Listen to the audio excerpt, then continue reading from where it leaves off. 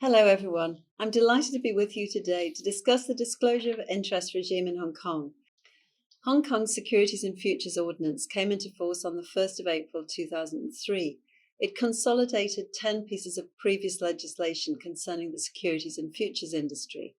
Part 15 of the SFO contains a significantly updated version of the disclosure of interest regime, which was previously set out in the repealed Securities Disclosure of Interests Ordinance. The DI regime is somewhat complex. To help shareholders and directors of listed companies to comply with the DI regime, the SFC produced an outline of Part 15 in 2003, which was most recently revised in 2017. The outline is a useful tool to aid with the interpretation of Part 15, and in particular to determine whether a duty of disclosure arises.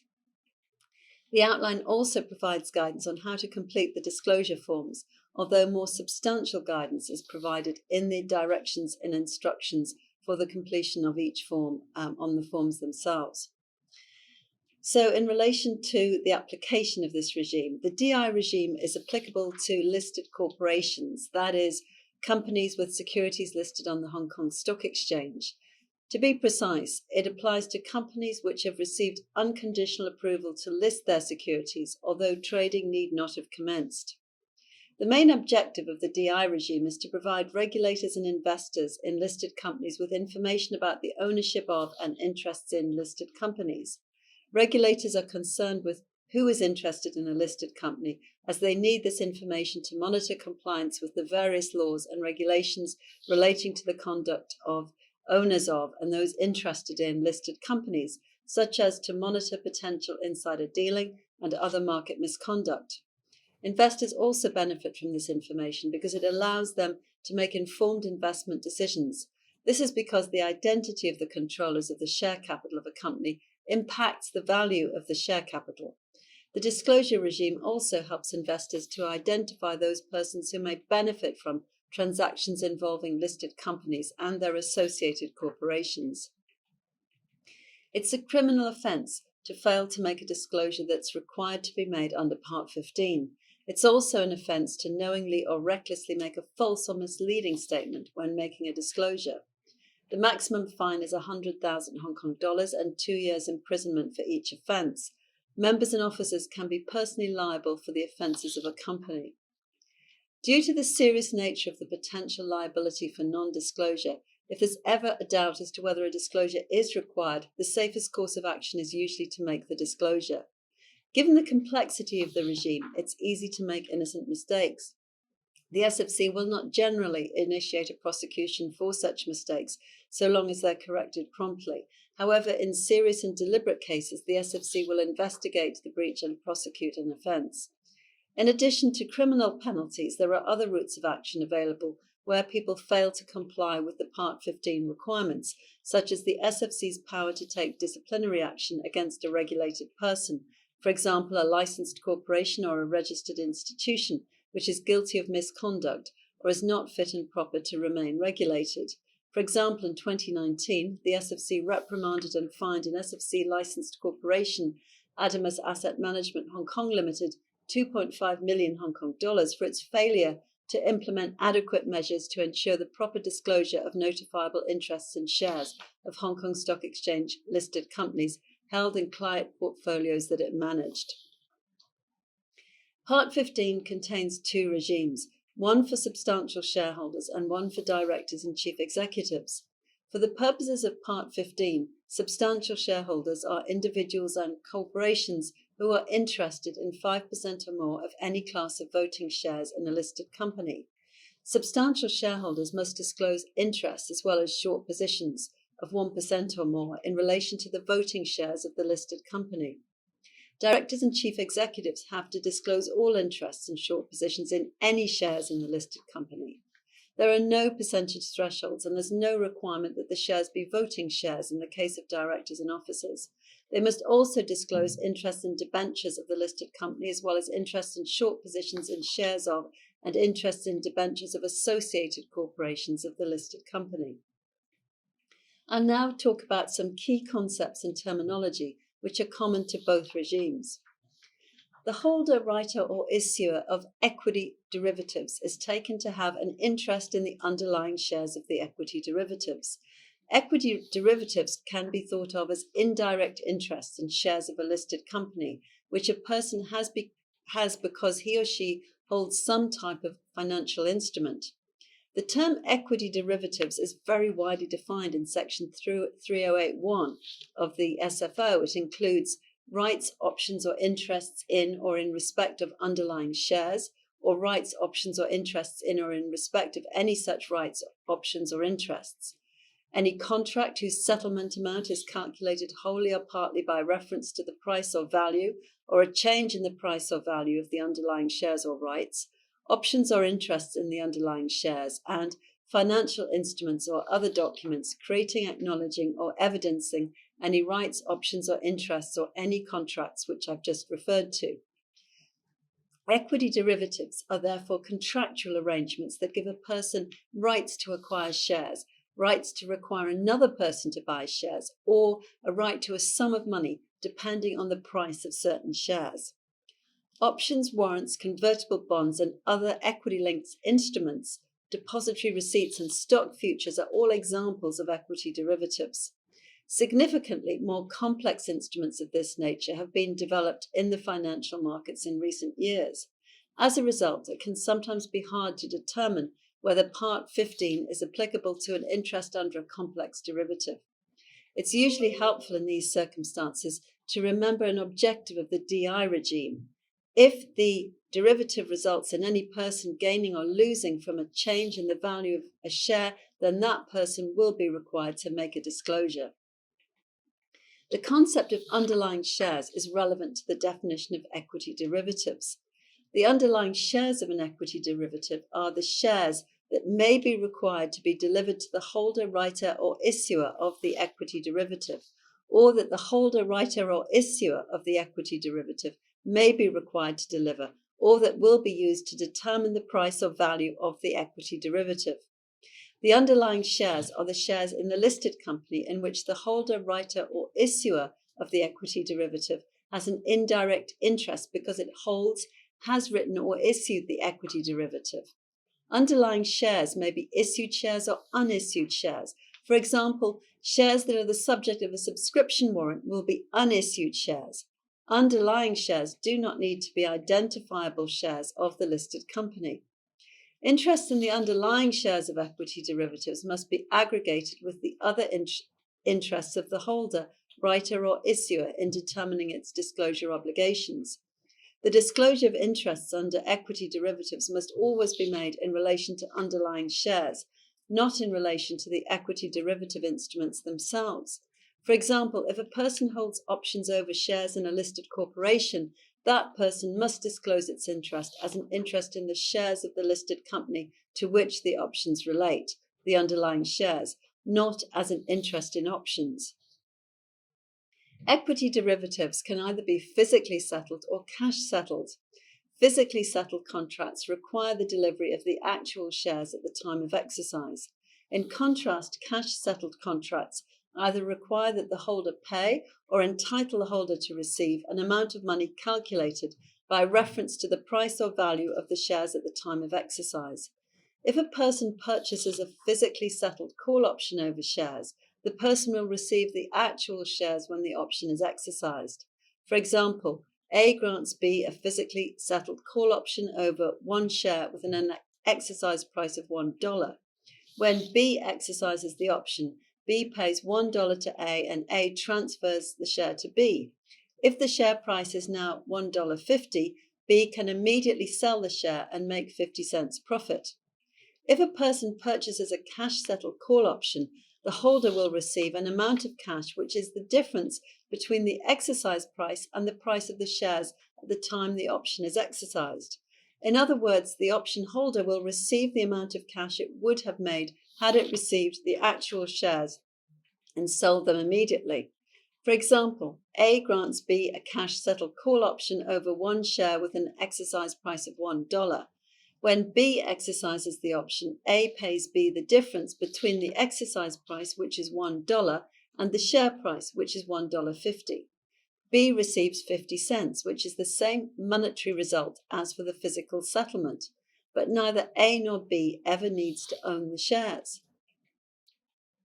Another important concept is long and short positions.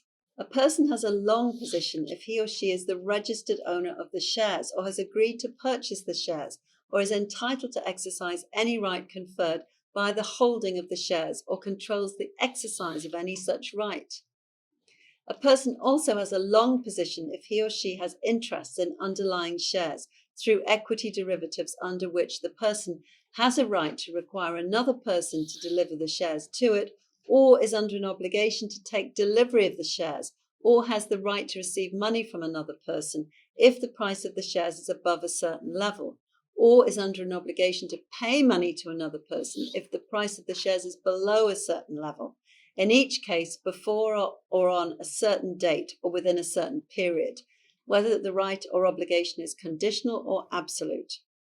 A person has a short position if he or she has interest in underlying shares through equity derivatives under which the person has a right to require another person to take delivery of the shares, or is under an obligation to deliver the shares to another person, or has a right to receive money from another person if the price of the shares is below a certain level, or is under an obligation to pay money to another person if the price of the shares is above a certain level, in each case before or on a certain date or within a certain period, whether the right or obligation is conditional or absolute.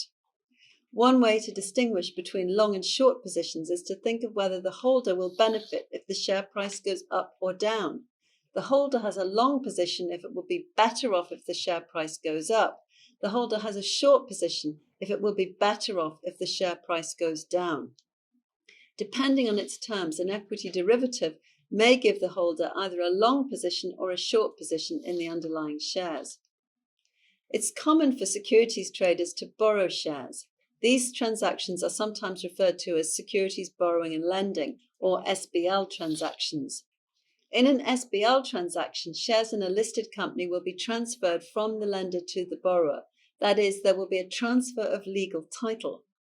The borrower is under a contractual obligation to return the shares or the same number of other shares in the same company to the lender on or before a specified date. From the borrower's point of view, an SBL transaction creates both a long and short position.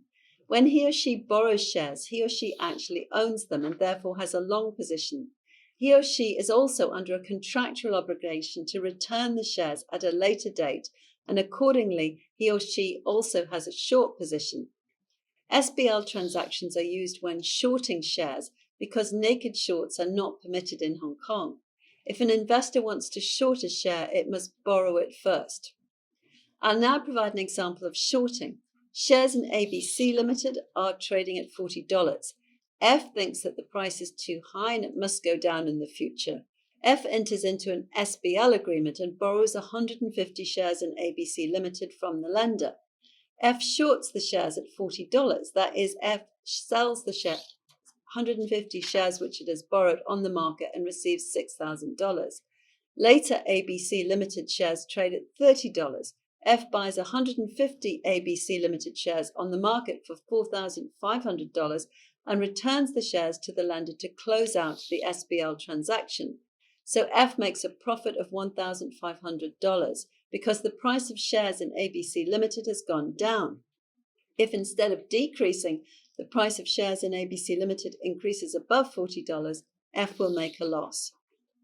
Although the term substantial shareholder is widely used when discussing the DI regime to refer to a person with an interest of 5% or more, that term is not used in Part 15 of the SFO. It's important to note that the term substantial shareholder, when used in relation to the DI regime, has a different meaning to the term substantial shareholder as defined in the listing rules or in Schedule 1 to the SFO. Substantial shareholders must disclose interests and short positions in the voting shares of a listed company which are above certain thresholds. Voting shares means the listed company's shares of a class which carry rights to vote in all circumstances at general meetings of the company. The definition covers both issued shares and unissued shares, that is, shares which, if issued, would carry voting rights. It's immaterial that the voting shares in which a person has an interest or short position are unidentifiable. An interest means any kind of interest in the voting shares. All beneficial, security, and other interests recognized by law will be included in the definition. Examples of an interest include where a person is the registered owner of shares, that is, he or she is listed on the register of members, or where a person holds shares through a stockbroker, a custodian, a trustee, or a nominee, or has a long position in equity derivatives. For example, under a contract that gives the person a right to shares, a right of first refusal of shares, or a right to a payment where the price of the shares increases. Other examples include where a person enters into a contract to acquire shares or holds shares as security, or where a person is entitled to exercise rights attaching to shares or control their exercise or the right to sell the shares themselves. It also includes deemed interests, which I'll discuss shortly. A person will have an interest in shares even if the right he or she has in the shares is conditional or is subject to any restraint or restriction. For example, a person will have an interest in shares if he or she enters into a conditional contract, such as a share purchase agreement, which gives him or her a right to purchase shares, which is conditional on the purchase being approved by the shareholders of the listed company in general meeting.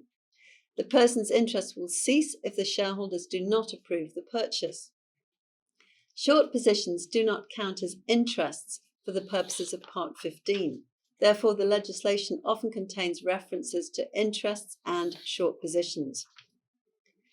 Disclosure must be made in relation to shares in which a person is directly interested and shares in which that person is deemed to be interested.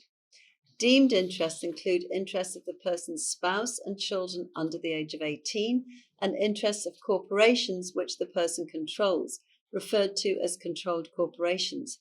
A controlled corporation is either a corporation in which the person controls, directly or indirectly, at least 1/3 of the voting power at general meetings, or where the corporation or its directors are accustomed to act in accordance with the directions or instructions of that person. The SFC considers a limited liability partnership to be a corporation for the purposes of the Part 15 regime. The general partner should therefore disclose the interest in shares held by the limited liability partnership as interest in shares of a controlled corporation. I'll discuss controlled corporations in more detail shortly. Deemed interests also include certain interests under trusts, in particular, interests under a discretionary trust of which the person is the founder, interests under a trust of which the person is a beneficiary other than a discretionary beneficiary, and interests under a trust where the person is a trustee of the trust, that is, unless the person is a bare trustee. That is, the person has no powers or duties other than to transfer the shares in accordance with the directions of the beneficial owner. Further, deemed interests include interests of each other party to a Section 317 agreement.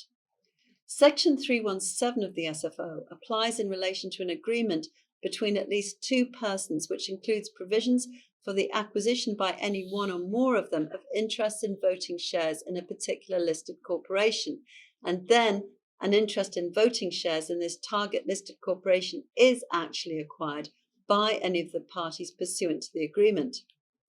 Further, for Section 317 to apply, the agreement must also contain other specified provisions. Either the agreement also includes provisions imposing obligations or restrictions on any of the parties with respect to their use, retention, or disposal of their interest in voting shares in the target listed corporation acquired pursuant to the agreement, or alternatively, the agreement provides for the making of a loan or the providing of security for a loan by a controlling person or a director of the target listed corporation to any person on the understanding or with the knowledge that such loan or part of the loan would be used or applied for the acquisition of an interest in voting shares in the target listed corporation. Substantial shareholders must also count short positions of such persons and trusts as their own short positions. If, because of the deeming provisions, two or more persons are interested in the same shares, both must file their own disclosure forms. A person has a notifiable interest if the aggregate number of voting shares in which the person is directly interested and deemed interested as a percentage of the number of issued voting shares of the company equals or exceeds the notifiable percentage level. The notifiable percentage level is 5% of the issued voting shares of the company. The equation for calculating the percentage level of a person's interest is set out on the slide. Details of the number of issued shares for all listed companies can be obtained from the Hong Kong Exchange's website.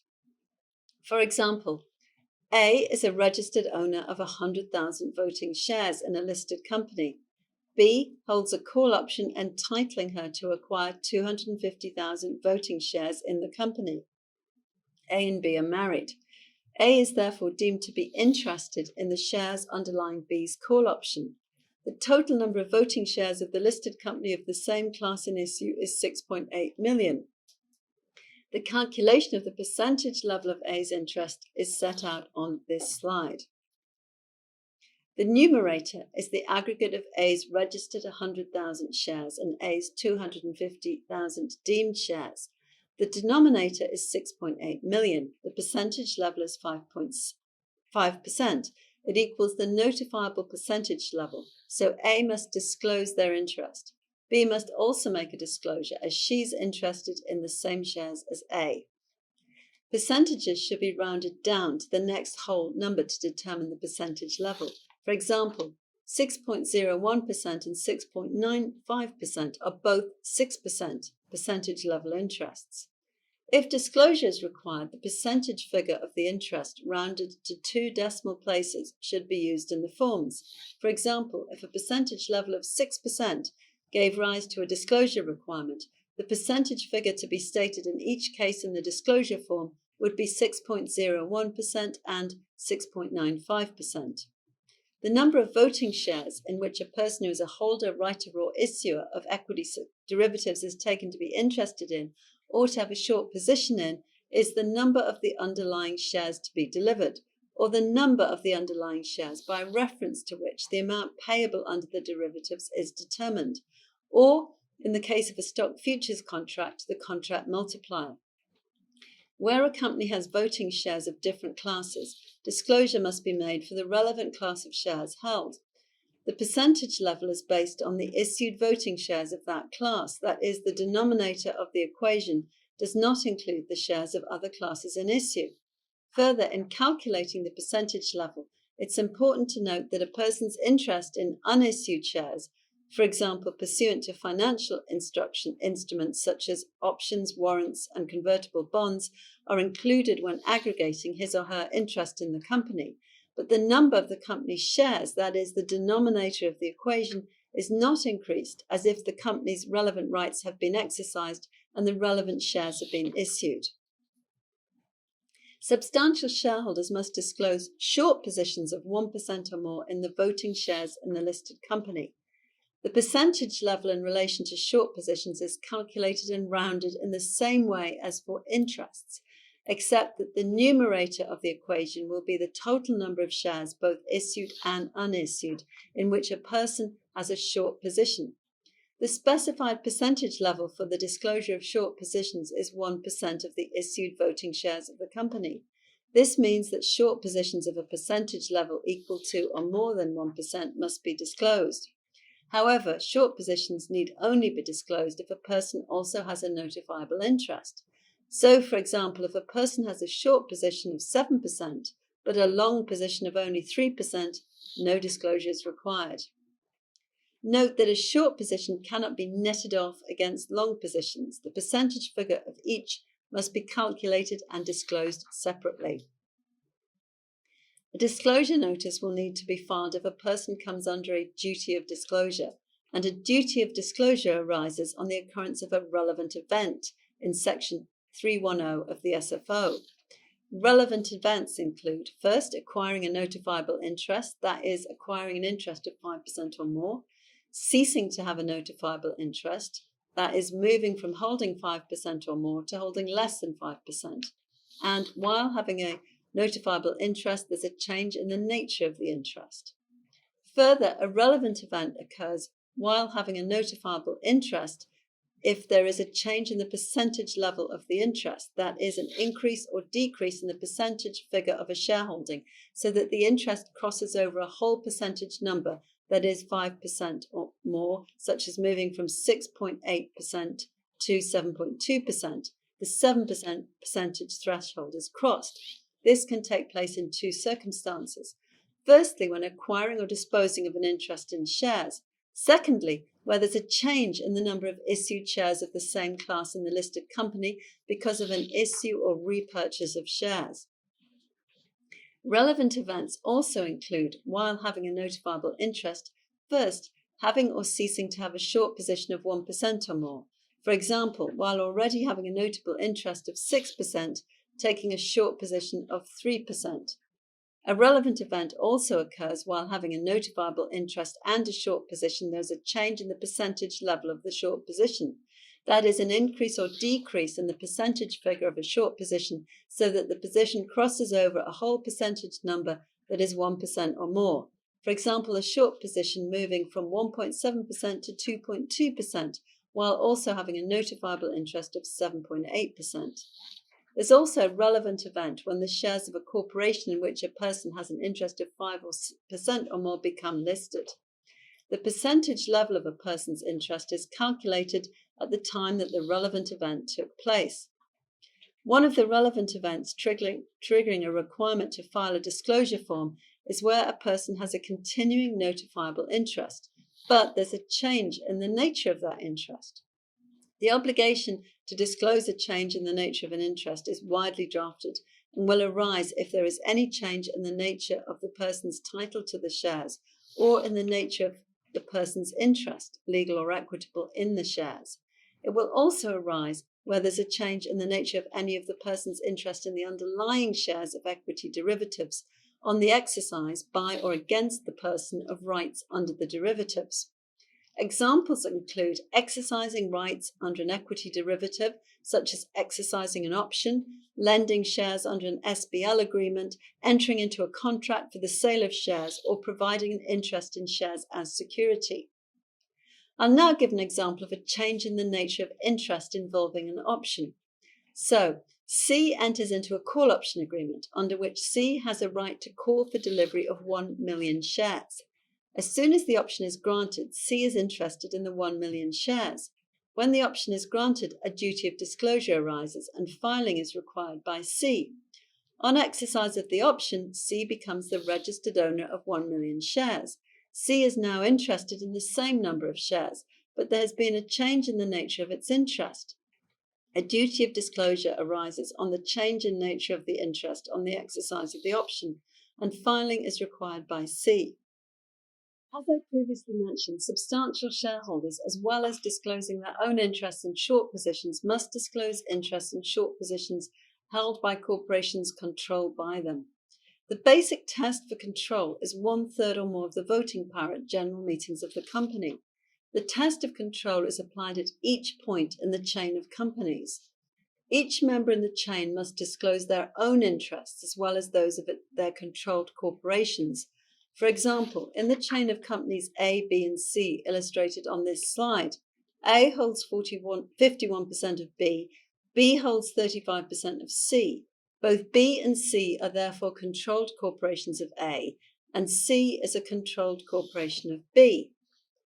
If C purchases 6% of a listed company, each of A, B, and C will become interested in that same 6%.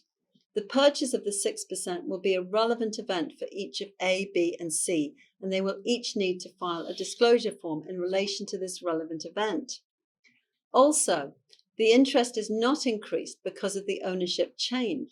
This means that A's interest is not 12% because it's interested in B's 6% and C's 6%, nor is the interest decreased because ownership down the chain is not 100%. That is, A's interest is not 1.07%, being 6% times 35% times 51%. The forms for A, B, and C will each disclose the same relevant event of an acquisition of a 6% interest in the listed company, but will contain different details. A's form will say that B and C are its controlled corporations and will disclose A's 51% ownership percentage in B and B's 35% ownership percentage in C. A's form will show that only C has a direct interest in the shares in the listed company. B's form will show that C is B's controlled corporation and will show B's 35% percentage ownership in C, and that C has a direct interest in the listed company. B's form will show that A is its immediate holding company and will disclose A's 51% ownership percentage in B.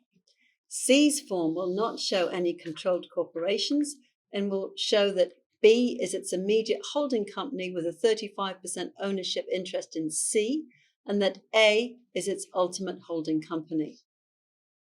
There are various exemptions where filings are not required, even though there is a change in the nature of an interest. There's no duty of disclosure for a change in the nature of an interest where the percentage level of the interest that has not changed in nature immediately after the relevant event is the same as the percentage level of the interest at the last notification. Remember that the percentage level is the percentage after rounding down. Take the example of a person having a notifiable interest of 6.6%. This would be rounded down to 6% at the last notification. If the person lends 0.4%, the percentage level of the interest that has not changed in nature is 6.2%, which is rounded down to 6%. The percentage level is the same, it's still 6%, and no duty of disclosure arises. If the person lends 1.4%, the percentage level of the interest that has not changed is 5.2%, which is rounded down to 5%. The percentage level has changed from 6% to 5%, and a duty of disclosure arises. There's a further de minimis exemption which provides that there is no disclosure obligation where the percentage level of the interest that has not changed in nature immediately after the relevant event is the same as or less than the percentage level at the last notification, and the difference between the percentage figure, that is the percentage before rounding down, of the interest disclosed in the last notification, and the percentage figure of the interest that has not changed in nature at all times since the last notification, is less than 0.5%. A last notification for these purposes means a notice given of a change in the percentage level of a person's interest above 5% and does not include a notice given on first crossing the 5% threshold or notice of a change in the nature of an interest. In addition to the de minimis exemptions, there are a number of other exemptions where disclosure is not required, although there is a change in the nature of an interest. An important exemption that may apply in certain circumstances is to sellers and purchasers of shares. A purchaser is required to file a disclosure form within 3 business days from when he or she contracted to purchase shares, because a relevant event occurs when he or she acquires an interest in the shares under the sale and purchase agreement. Provided that this filing is made, the purchaser doesn't need to file again when the contract is completed and he or she becomes the legal owner of the shares. A seller does not need to file a disclosure form on entering into a contract to sell shares if the sale is required to be completed within 4 trading days. This exemption is intended to apply to sales made on the Hong Kong Stock Exchange. If the exemption applies, the seller is only required to file a disclosure form within 3 business days after the settlement day, being the day when the seller delivers the shares. If, however, a seller enters into a contract to sell shares which is not required to be completed within 4 trading days, the seller must file a disclosure notice within 3 business days after the date of the contract of sale and another notice of change in nature of interest within 3 business days from the settlement day. Accordingly, a purchaser and a seller will not always file disclosure notices at the same time, and for the period between signing and completion of a sale contract, both the purchaser and the seller may have disclosed an interest in the same shares. There are also a number of generally applicable exemptions without which disclosure would otherwise have been required. These include exemptions in respect of derivatives that derive their value from a basket of listed company shares, issuers of structured products and rights received and taken up under a rights issue, whilst shareholders who do not take up rights will be subject to disclosure. There are also exemptions available for bare trustees, beneficiaries of discretionary trusts, and corporate custodians, authorised collective investment schemes, pension and provident fund schemes, and qualified overseas schemes. In addition, there are exemptions in respect of shares held by qualified lenders by way of security and SBL transactions where shares are lent through lending agents approved by the SFC. Further, there are exemptions available for interests of intermediaries licensed or registered for dealing in securities, that's Type 1 regulated activity, acquired for a maximum of 3 business days, as well as interests of intermediaries licensed or registered for Type 1 regulated activity or dealing in futures contracts, that's Type 2 activity, arising under exchange-traded stock futures contracts or stock options contracts. In addition, an issuer with a dual listing may apply to the SFC for exemption for itself and on behalf of others in respect of the issuer from the requirements of Part 15. As well as the de minimis exemptions applicable to changes in the nature of interests, there are de minimis exemptions applicable to changes in long or short positions.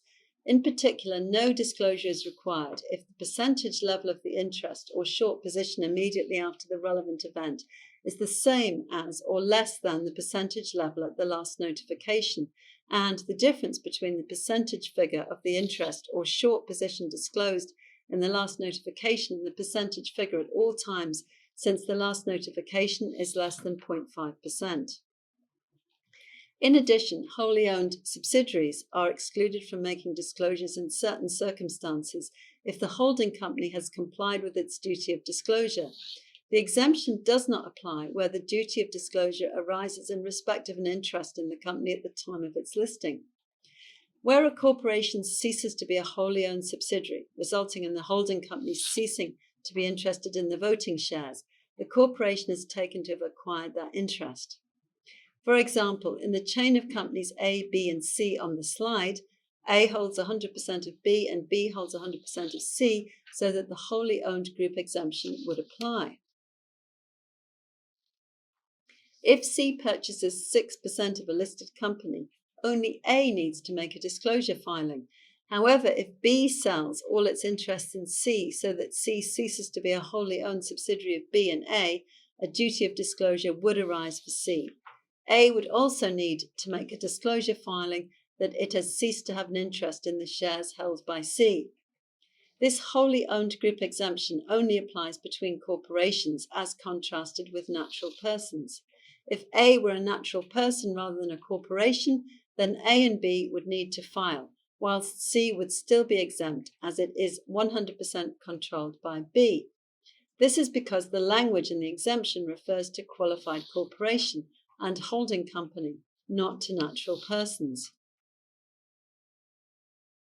As I discussed earlier, a different regime applies to directors and chief executives. Most of the concepts are similar, but the obligations of these persons are more extensive than the obligations on shareholders, reflecting their greater roles in the management of the company.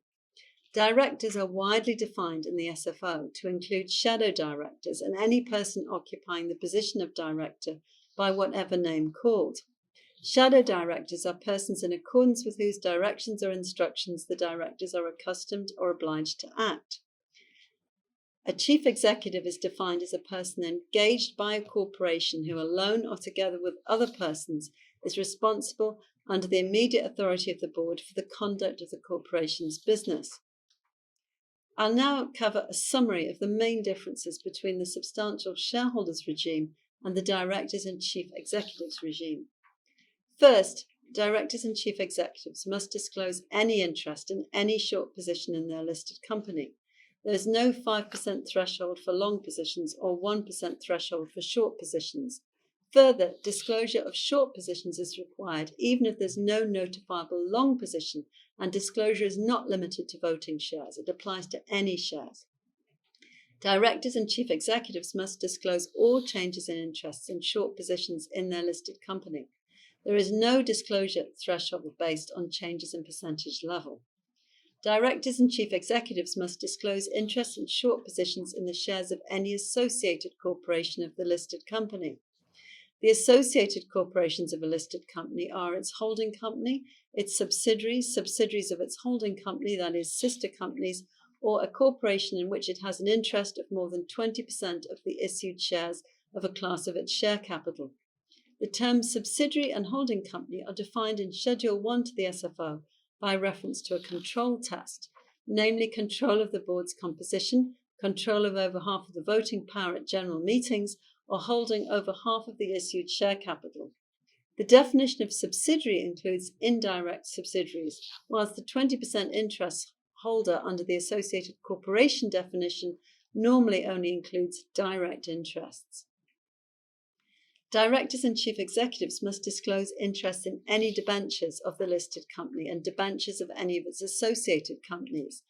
The term debenture includes debentures, stocks, bonds, and other debt securities of a company, whether constituting a charge on the assets of the company or not. Accordingly, directors must disclose any interests in any debt securities issued by their listed corporation or its associated corporations. Deemed interests are modified for directors and chief executives to firstly exclude the interests of a person's spouse and children under the age of 18, where the spouse or child himself or herself is a director or chief executive of the listed company, and to secondly include interests of a beneficiary of a discretionary trust. The generally applicable exemptions are more limited for directors and chief executives. The available exemptions include derivatives that derive their value from a basket of listed company shares, the interests of bare trustees, as well as the interests of holders of units or shares in authorized collective investment schemes, pension and provident fund schemes, and qualified overseas schemes. Other exemptions available to substantial shareholders are not available to directors and chief executives. In particular, the exemptions available to substantial shareholders in respect of SBL transactions through approved lending agents and rights received and taken up under rights issues do not apply to directors. The relevant events upon which a director or chief executive comes under a duty of disclosure are set out in Section 341 of the SFO. For a director or chief executive of a listed company, a duty of disclosure arises in certain circumstances: on becoming or ceasing to be interested in the shares or debentures of the listed company or of any associated company, whether or not having or retaining an interest in other shares or debentures of that company, or on coming to have or ceasing to have a short position in the shares of the listed or associated corporation, whether or not having or retaining a short position in other shares of that company, or while having an interest in the shares or debentures of the listed or associated company, on the occurrence of a change of interest in the nature of that interest. A duty of disclosure further arises on entering into a contract to sell shares or debentures of the listed or associated company, or on assigning any right granted by the listed company to subscribe for shares or debentures of the listed company, or on the associated company granting a right to subscribe for shares or debentures of the associated company, or the exercise or assignment of that right. Also, while having an interest or short position in the shares or an interest in the debentures of the listed or associated company, a duty arises on the occurrence of the listed company first becoming listed, or the first person first becoming a director or chief executive of the listed company, or the associated company first becoming an associated company of the listed company. Under the SFO, disclosure filings have to be made to both the listed company and the Hong Kong Stock Exchange at the same time, or one immediately after the other. However, as the exchange provides the forms it receives to the relevant listed company, filers are not required to file a copy with the listed company, but they do need to file directly. Disclosure filings must be made electronically to the exchange through the Disclosure of Interest system, the DION system, on the exchange's website. Filers must register with the DION system prior to submitting their first form. The exchange has published various materials to assist filers in using the DION system. Filings must be made using one of the 7 prescribed forms available on the DION system or on the SFC's website. There are separate directions and instructions, often referred to as notes, for completing each of the forms. If a director is also a substantial shareholder, the director should use the relevant director's disclosure of interests form rather than the individual shareholder's disclosure of interests form. A representative is allowed to complete forms on behalf of a filer. However, the filer remains responsible for the accuracy of the information filed and for ensuring that the filing is made within the time allowed. Details of disclosures that have been made and access to the latest issued share capital information, which is required to complete the forms, are publicly available on the exchange's website. Generally, filings must be made within 3 business days after the day on which the relevant event occurs, or on which the filer becomes aware of the relevant event occurring. Saturdays, public holidays, including Sundays, and days on which a typhoon or black rainstorm warning is in force do not count as business days. In calculating the period, the day on which the relevant event occurs is excluded. For example, if a relevant event occurs on a Monday, filing must be made by midnight on Thursday, whilst if the relevant event occurs on a Friday, filing must be made by midnight on Wednesday. Initial disclosures must generally be made within 10 business days after the day on which the relevant event occurs, or on which the filer becomes aware of the notifiable interest or short position. Initial disclosures include when a company is first listed or becomes an associated company of a listed company, or a person becomes a director or chief executive of a listed company. Listed companies are required to keep a register of the interests and short positions disclosed to them by substantial shareholders, and a register of the interests and short positions of the directors and chief executives. Section 329 of the SFO allows a listed company to carry out an investigation to confirm the identity of persons who currently or in the past 3 years are or have been interested in its voting shares or equity derivatives, where the underlying shares of the derivatives are its voting shares, or have had a short position in its voting shares. The investigatory powers are not limited to substantial shareholders, but include any person who has or had an interest or short position. In the investigation, the listed company may require confirmation of the particulars of the person's interests or short positions. A listed company may also be required to exercise its powers under Section 329 by shareholders holding 10% or more of its voting shares. Listed companies must notify the exchange and the SFC, and in the case of authorized institutions, the Hong Kong Monetary Authority, of any information they receive as a result of an investigation. Rule 22 of the Hong Kong Takeovers Code requires parties to an offer and their respective associates to disclose dealings in relevant securities of the offeree company and the offeror in the case of a securities exchange offer, conducted for themselves or on behalf of discretionary clients during an offer period. An associate is defined under the Takeovers Code as, amongst other things, any person who owns or controls 5% or more of any class of relevant securities, as well as any person who, as a result of any transaction, owns or controls 5% or more. Therefore, substantial shareholders under Part 15 of the SFO, that is, those persons who hold a 5% notifiable interest in voting shares of a listed company, who individually or together with their associates or persons acting in concert with them collectively hold 5% or more voting power in a listed company, are required to comply with the dealing disclosure requirements in Rule 22 of the Takeovers Code when an offer period commences for a relevant company. For such purpose, 2 or more persons who act pursuant to any formal or informal agreement or understanding to acquire or to actively consolidate control over voting shares shall be deemed to be persons acting in concert in respect of the relevant notifiable interest. So that brings me to the end of the formal part of this webinar. Thank you and enjoy the rest of the day. Bye.